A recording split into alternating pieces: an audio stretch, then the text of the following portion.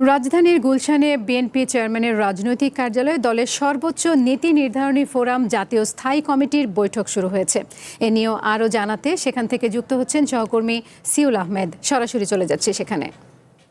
Seoul, আপনি BNP চেয়ারম্যানের রাজনৈতিক কার্যালয়ের ওখানে আছেন, তো দলের সর্বোচ্চ নীতি নির্ধারণী ফোরামের কমিটির বৈঠক শুরু হয়েছে, তো আপনি বৈঠক সম্পর্কে কিছু জানতে পেরেছেন কিনা? নিশো, আপনি ঠিক যেমনটি বলছিলেন যে ঠিক এই মুহূর্তে আমি আছি গুলশানের বাংলাদেশ জাতীয়তাবাদী দল বিএনপির যে রাজনৈতিক কার্যালয় আছে সেটা ঠিক সামনে। আপনি নিশ্চয়ই জানেন যে আজকে ঠিক কিছুক্ষণ আগে অর্থাৎ রাত 8টার দিকে স্থায়ী কমিটির যে বৈঠক আছে সেই বৈঠকটি শুরু হয়েছে। এর আগে কিন্তু আমরা দেখেছি যে বিকাল 5টার দিকে দুটি জেলার যারা স্থানীয় রাজনৈতিক ব্যক্তিত্ব আছে তাদের সাথে কিন্তু বৈঠক করেছে।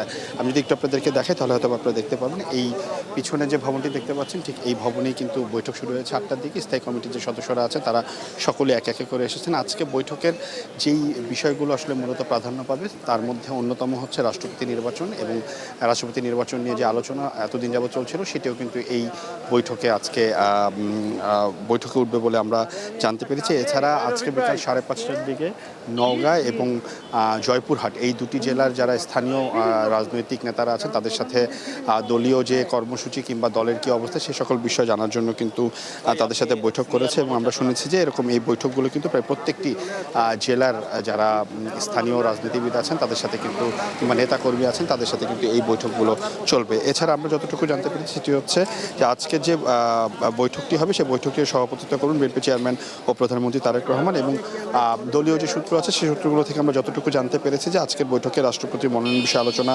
সর্বোচ্চ প্রাধান্য পাবে। এছাড়া দেশের চলমান রাজনৈতিক যে পরিস্থিতি সেই বিষয়গুলো নিয়েও কিন্তু এই স্থায়ী কমিটির যে বৈঠক হবে সেই বৈঠকে কিন্তু এই বিষয়গুলো আসবে। আরেকটি বিষয় আসবে যে দেশের উন্নয়নমূলক কর্মকাণ্ড কতটুকু হচ্ছে, কেমন হচ্ছে সেই বিষয়গুলো নিয়ে আসবে, এবং সরকারের এবং দলের যে সাংগঠনিক বিভিন্ন বিষয় এবং আগামী দিনের কর্মপন্থা কী হতে পারে সেই বিষয়গুলো আসবে। আপনি নিশ্চয়ই জানেন যে প্রধানমন্ত্রী তারেক রহমান দায়িত্ব গ্রহণ করার পরে প্রায় প্রত্যেকটি মন্ত্রণালয় এবং তাদের সেই মন্ত্রণালয়গুলোর যে মন্ত্রী আছে তাদেরকে প্রায় 6 মাসের সময় দেওয়া, অর্থাৎ 180 দিনের একটি সময় দেওয়া হয়েছিল প্রথম দিকে, যে তারা কি কি কাজ করবে, তাদের যে কর্মপরিকল্পনা সেই কর্মপরিকল্পনাগুলো কিন্তু প্রধানমন্ত্রী বরাবর কিংবা প্রধানমন্ত্রী কার্যালয়ে পিএমও অফিসে কিন্তু জমা দেওয়ার কথা হয়েছিল এবং অনেকেই জমা দিয়েছে। সেই কাজের যে তাদের হিসাব সেই হিসাবগুলো কিন্তু আজকে নেওয়া হবে। একই সাথে সেই 6 মাসের পরিকল্পনা আসলে কি কি সঠিক হচ্ছে না সেই বিষয়গুলো নিয়ে আলোচনা হবে।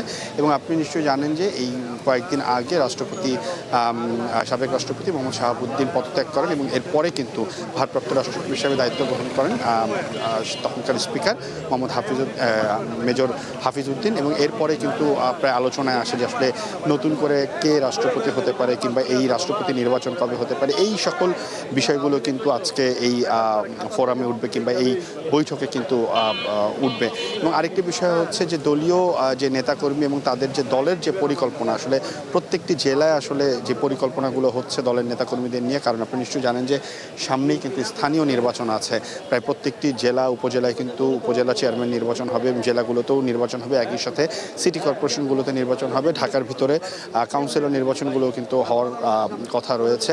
এবং এই বিষয়গুলোর জন্য কিন্তু আসলে এই প্রত্যেকটি যেই জেলাগুলো আছে সেই জেলার যারা নেতাকর্মী এবং সেখানকার রাজনৈতিক পরিস্থিতি কি হতে পারে কিংবা কেমন হচ্ছে এই বিষয়গুলো কিন্তু প্রধানমন্ত্রী তাদের সাথে আলোচনা করে আসলে তাদের কাছ থেকে বিভিন্ন ধরনের সাজেশন নেবেন, আমরা কিন্তু এমনটা জানতে পেরেছি। এই বৈঠক শেষ হতে হতে রাত 11:30 থেকে 11:30 বাজতে পারে এমনটা আমরা শুনেছি। তবে এই ছিল আমার কাছে রাজনৈতিক কার্যালয়ে গুলশানের থেকে সর্বশেষ তথ্য। ফিরে যাচ্ছে স্টুডিওতে নিশো আপনার কাছে। ধন্যবাদ।